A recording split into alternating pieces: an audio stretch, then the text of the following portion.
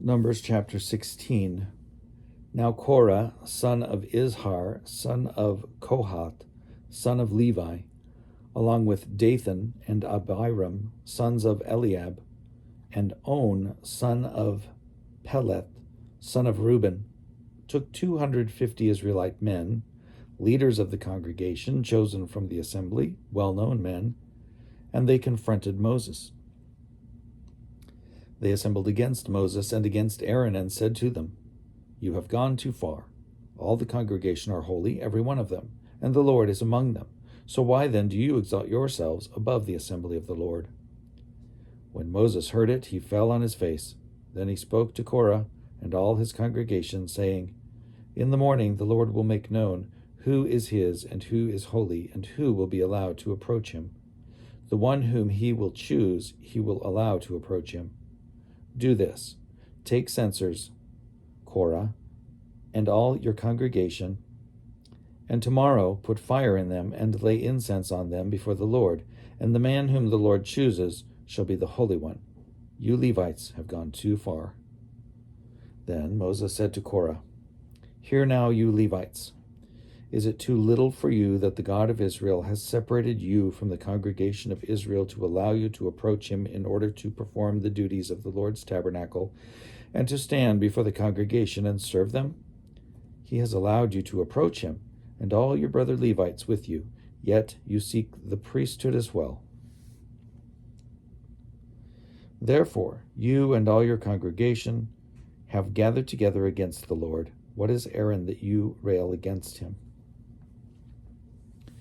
Moses sent for Dathan and Abiram, sons of Eliab. But they said, "We will not come.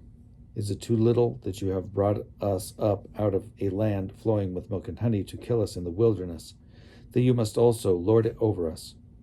It is clear you have not brought us into a land flowing with milk and honey, or given us an inheritance of fields and vineyards. Would you put out the eyes of these men? We will not come." Moses was very angry and said to the Lord, "Pay no attention to their offering. I have not taken one donkey from them, and I have not harmed any one of them." And Moses said to Korah, "As for you and all your congregation, be present tomorrow before the Lord, you and they and Aaron, and let each one of you take his censer and put incense on it, and each one of you present his censer before the Lord, 250 censers, you also and Aaron, each his censer." So each man took his censer, and they put fire in the censers and laid incense on them, and they stood at the entrance of the tent of meeting with Moses and Aaron. Then Korah assembled the whole congregation against them at the entrance of the tent of meeting, and the glory of the Lord appeared to the whole congregation. Then the Lord spoke to Moses and to Aaron, saying, "Separate yourselves from this congregation, so that I may consume them in a moment." They fell on their faces and said, "O God, the God of the spirits of all flesh, shall one person sin and you become angry with the whole congregation?" And the Lord spoke to Moses, "Speak to the congregation of Korah, Dathan, and Abiram." So Moses got up and went to Dathan and Abiram. The elders of Israel followed him.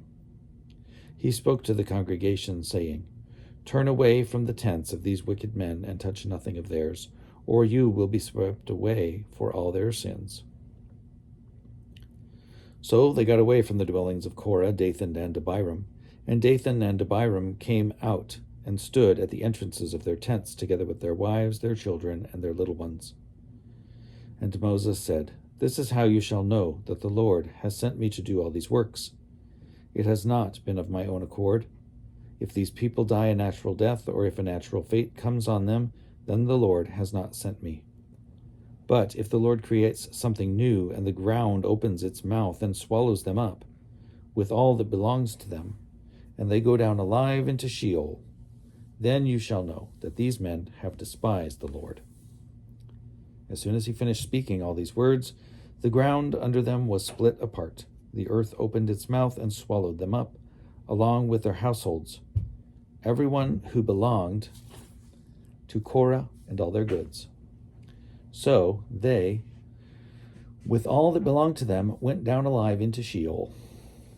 The earth closed over them, and they perished from the midst of the assembly. All Israel around them fled at their outcry, and they said, "The earth will swallow us too." And fire came out from the Lord and consumed the 250 men offering the incense.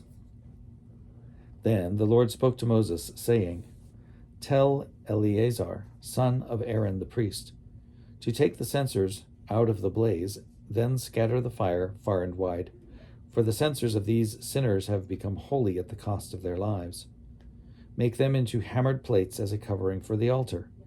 For they presented them before the Lord, and they became holy. Thus they shall be a sign to the Israelites." So Eleazar the priest took the bronze censers that had been presented by those who were burned, and they were hammered out as a covering for the altar, a reminder to the Israelites that no outsider who is not of the descendants of Aaron shall approach to offer incense before the Lord, so as not to become like Korah and his congregation, just as the Lord had said to him through Moses. On the next day, however, the whole congregation of the Israelites rebelled against Moses and against Aaron, saying, "You have killed the people of the Lord." And when the congregation had assembled against them, Moses and Aaron turned toward the tent of meeting. The cloud had covered it, and the glory of the Lord appeared.